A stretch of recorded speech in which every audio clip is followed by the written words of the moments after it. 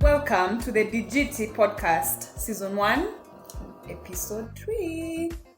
This is the podcast where we talk about all things digital law.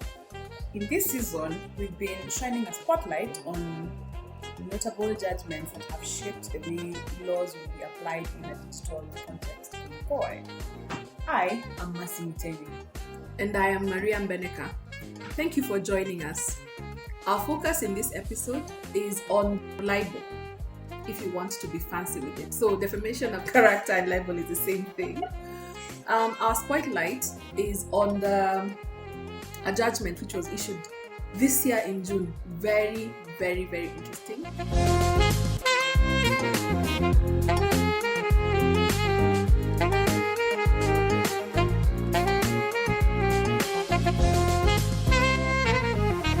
And this was against the Standard newspaper. So basically, in 2018, Standard had a video circulating in its social media accounts.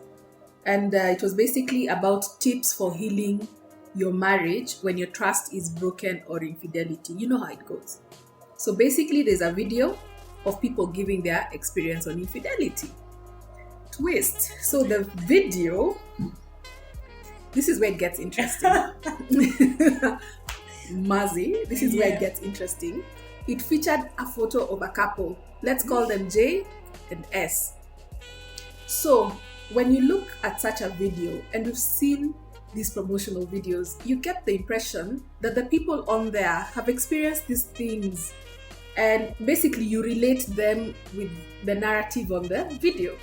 So imagine J and S, simple Kenyans minding their own business, are somewhere circulating on social media. And you can imagine in June, when quarantined, guys didn't have anything else to do, so they needed content. And they go, and lo and behold, you see imagine if J and S are known to you. So they believed that basically that J and S were actually having problems, basically infidelity in their marriage. And this is where it becomes problematic. Me nijipate. Gosh, I can't even imagine that scenario. I just find myself in those videos are shot in a way to make them viral. Let me sip my lemon tea. Nijipate, Aki. I don't even know what I'd do. Anyway. So the Standard hadn't sought the couple's permission to use their photo in the video. Then, let's talk a little bit about J and S. So journalism 101. Mm-hmm. Get consent. Get consent. Get consent. Get consent. Get consent. Mm-hmm. So a little bit about J and S. They are both lawyers. Yeah. Both church leaders. Kenyan lawyers. Yes. Mm-hmm. So these are, let's say, respectable members of the society. Lawyers. Right? Yes. So now they have to deal with this video, which keeps being circulated on their Facebook timeline, in their alumni group, and on their Twitter. You know what usually happens? Someone sees someone they know in the video, like, nilipona mahali. Oh my God. Then that's so embarrassing. Be embarrassed. So then you're tagged, like you go on Facebook and so and so has tagged you, so and so has tagged you, so and so has tagged you. So you're being terrible. tagged. Oh man, that's like modern day torture, psychological torture. But what was going through these people's minds, really? Like the people who put up the photos. Now let me tell you what had happened was that Jay, a while back, had posted a picture of him and his wife on his Facebook page. I don't know whether his Facebook page was private or public, but it was on his personal Facebook page. Okay. So it does appear So just generally the way we go, let me post a picture of me and Bay. Yes. And you post it and your friends comment. Yes. And you get likes. Gafla Binvu, you are in a video on marriage and infidelity with a voiceover in the background. You too can heal from marriage and infidelity. Why? So they are both lawyers? Yeah. So now it appears that someone like harvested it and used it in the said video. I have to say it's actually shocking how common this predatory behavior is. people just harvesting photos that look really cool on other people's profiles on Facebook, Instagram, really anywhere, and then even WhatsApp statuses on. Yeah. People just take a screenshot of that photo Because and then use it. You're on the use beach. it for marketing the because beach. I got this call. Now thinking about it, yeah. Thinking, I might find myself somewhere. Anyway, but yeah, I would like. Let's see how this ends. Anyway, so basically, it's just an innocent photo. Yes, an innocent photo. It's just him and his wife. Yes. So I guess the message was like there are couples who've survived infidelity. So it's like you too can survive infidelity. So I think the combination of the voiceover and the photo was the problem, because now the connotation is that J and S had infidelity problems. Yes. So the only question remains, who cheated on who? Where? Anyway, so people are tagging J in this video. He's having to explain himself over and over again. I don't know why everyone just assumed it was J who was unfaithful. That's terrible. So he's having to explain himself over and over again that there had been no infidelity between him and his wife. He has to show people. You see, I even posted this photo a while back and they just stole my photo. Anyway, so when they're in court, J and S call witnesses who saw the video. And it was quite dramatic how the witnesses were telling the judge, I knew these guys from Kitambo. But when I saw this video, they stopped being my couple goals. Immediately I just knew, oh my God. So there were those guys of coming to give you advice when you're getting married. He was, I think, something like a youth... oh my God. I don't know whether director or minister or something like that. Oh my God. Right? So now people are saying how they had looked up to this couple for a very long time, but immediately they saw it, they were like, not everything that shines is... what is the saying again? All that glitters. Yes, not all that glitters is gold. Yes. Anyway, so the witnesses came one by one saying how that video had really lowered their estimation, having assumed from the video that J and S had been unfaithful to each other. And actually, Jay was about to lose his post as a youth leader because of the video. He had to really explain it to the church. Then the church spared him. Well, so now, basically, it's clear that Standard newspaper have made a hot mess of this thing. Yes. But basically, what's their defense? They're a media company, obviously. And they create a lot of content, online. So the application comes up. And this is the name is Lumen 5. Have you heard of it? Yes. I've heard of it. This Lumen 5. Yeah. But I think it's something people have started just using. Yeah. And the application uses artificial intelligence. By the way, speaking of which, have you seen their videos? I don't know if it's just standard, but many videos that you see now online, you see the what do you call it, subtitles, the AI, and they say their own things. Because our accents are different. We don't speak like the Americans or the British. So our intonation, what they capture. So if for example, the way I say the word capture might come out very differently on their subtitles. So it's quite funny. Wow, that's good. I actually, when I was researching this case, I went and checked out the app. So it basically, you give it a story, then it converts the story into a video and gives you all the fanciness. So this could be a case of a biased AI because it's not being taught to so, read but this Kenyanese. This AI is very subjective. Because I tell you. How do you go all over the world and then settle on me and my dude? Seriously? What? I'd really be pissed off at this AI. But, of all the people in the world, it settled on J and S. So they basically said it's their AI intelligence which created now and picked up this photo. So anyway, they used the app, they used Lumen 5, and it suggested the photo. So who are they? See, AI imesema, let's use JNS's photo. So if you have used any of these create applications, it's likely that you've come across stock photos. And stock photos are basically photos that are available online for you to use for whatever, your flyers, your printers. And because people are doing their stuff a lot online, you basically go and get a stock image so that it's not subject to copyright infringement and so on and so forth.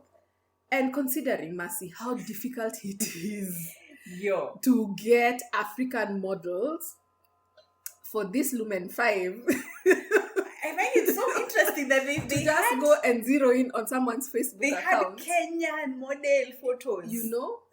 In their stockpile. As in, I really find that argument quite interesting because me, I have had to search Lumen under 5, the table for stock photos featuring black people. But it presents another scenario, Mercy. What is the level of privacy that Facebook has accorded you in as far as Lumen 5 is concerned? Let's start here. I don't believe that Lumen 5 argument. So me, I cannot even answer that question. We are thinking more like standard. But is it possible that because of some things that you click on while you're on Facebook, you actually allow certain software to access your pictures? I think the way these applications, because they're applications that are designed specifically for creators, and they know that creators, the number one thing is copyright infringement. Even if you look at their terms and their agreements and their terms, yes, they have license agreements with photographers. So, for example, let's use like one like Pexel, the stock photos on Pexel. Mm-hmm. They tell you how to pay for the photo. You can pay using a like, you can follow the creator, you can donate. But at all times, they'll always show you the name of the photographer. Mm-hmm. And even for you, you can follow the social media of the photographer and you'll see they have similar work. So I don't see how a photo just shows up that was not even a photo. I don't know whether it was a photographer kind of taken photo. I don't know what photo we're talking about here. Mm-hmm. But I really do find this argument quite baffling for me. And it comes back to bite them. In this case, the app terms and conditions clarified that it was for use for visitors in Canada and the US. So something else comes up. Remember, Jay had initially posted photos, this particular photo, on his Facebook page.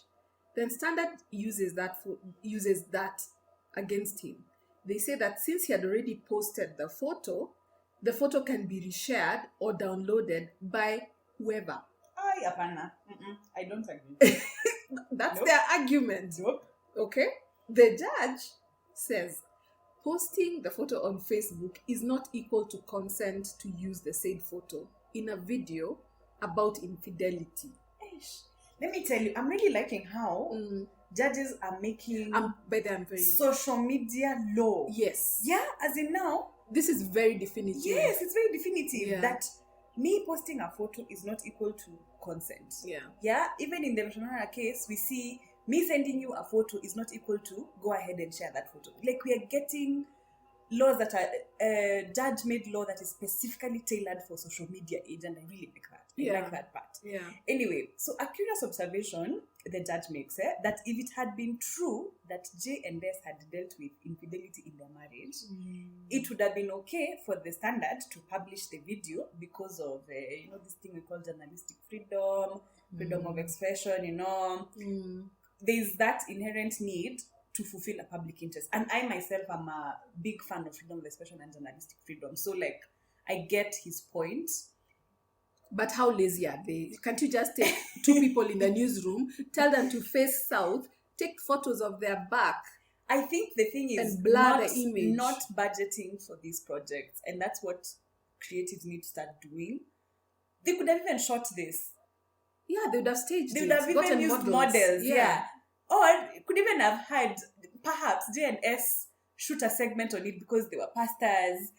And then it could have just been like an acting gig. Didn't have to be like a real life sort of imitating experience.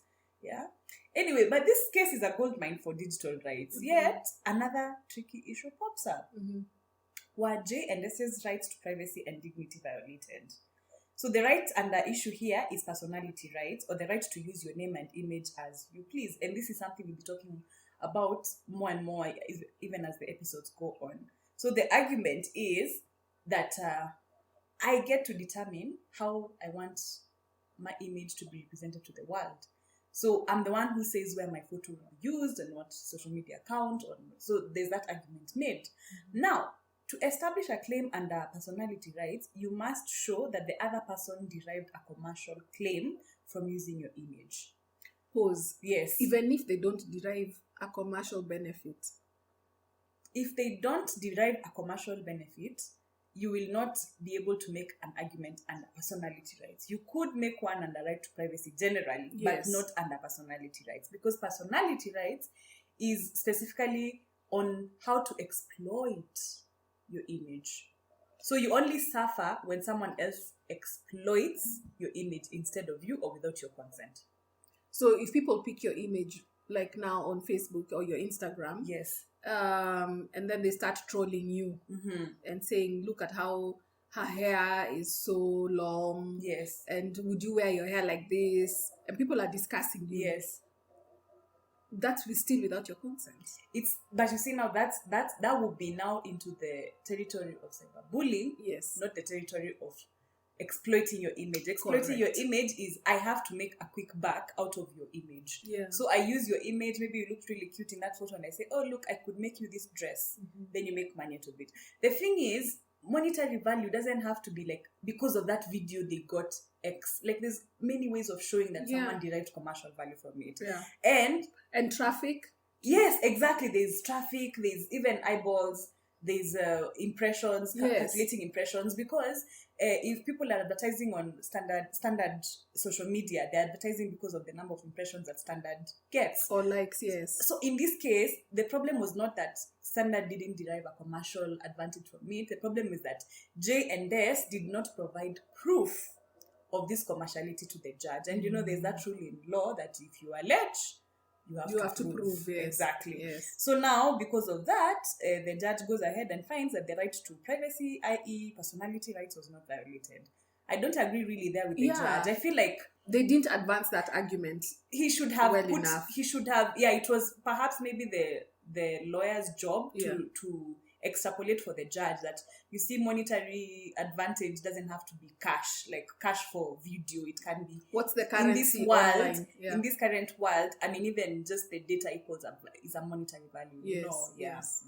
Okay. Anyway, but the most interesting part of this case, let me tell you, Maria. Wait for it. Drum rolls. This one shocked me. Is the astronomical awards. How much were they awarded? Me, I want this money.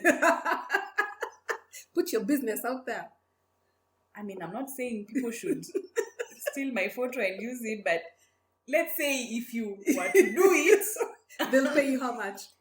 In this case, you know, both J&S, first of all, let's say they come from the same household. They're husband and wife. Yes. But the individuals still. So, yes, the individuals, they're husband and wife, but you used photos of, as in the photo had severally each, and exactly, individually. Severally.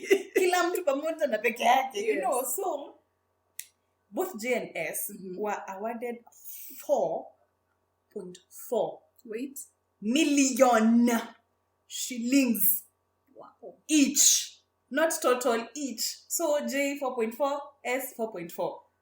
You know, it's Aisha plus. There's more. Plus interest. Aisha plus cost of the case. Wow. Which means the amount of money you paid your lawyer, the amount of money you paid to file, and you know, like filing this case, this is pesa kidogo, by the way. It's quite some cash. Yeah. So wow, I mean, 4.4, that's amazing. That's amazing. For me, it shows a change in tide that judges are saying, we're coming for you. Social media tuko hapo ndani. And this is for privacy. Yes, for defamation now. This is for their defamation. Yes. Wow. This is really cool. Wow. So guys online, beware. Wow. Unatumia picha ya nani? Na unasema nini? Na uko na 4.4 kwa mkono. Do you have it ready? So luckily for Standard, they have insurance. Well, I mean, if it was the insurance, I'd really review that agreement, because why? But okay, on the one hand, I know and I agree, it's a shocking award. But on the other hand, we need this kind of awards because in this day and age, we have to communicate, and there has to be a standard that is held by these media houses, because you're a credible source of information. So if we put an image of Mercy and Maria on your social media page and say the way we are fraudsters, I mean, people will start They'll Yes. believe They have influence, you. yeah. They'll believe you even if you're not speaking the truth. They'll believe you because you're a credible media house. And I think this is something that the media houses need to go back to the table and say, what is it we're missing? It's no longer what they used to do. Exactly. I have often wondered, Yeah. do media houses have a content policy or even a data protection policy? They do. Okay, but they're not taking the data protection seriously. I really don't think they have, because this is not the only case I've had just this year of media houses misbehaving in this direction. Yes. So media houses, you could give me a call. Yeah. I could develop for you, content policy or a data protection policy, because boy, do you need it. That 4.4 million award is not looking very good right now. Holler at Dijiti. Yes. Anyway, I agree with I agree with this case. Actually, I'm happy with it. Yeah. But it's not everyone who's able to pursue justice like this. I mean, journalists are fortunate enough to know their rights and they could, go to court and fight for themselves. But there's so many people who fall victim of this. And hence this podcast. I mean, we're about creating awareness and we're about giving you options on what you can do and what you should do to actually protect your own images, even the images of your loved ones. And I see, this is like an aside note. Yeah. I see a lot of people taking up these challenges that are coming up online. You talk about firstborn challenge. Basically what people are doing, or somebody out there is doing, is collecting data.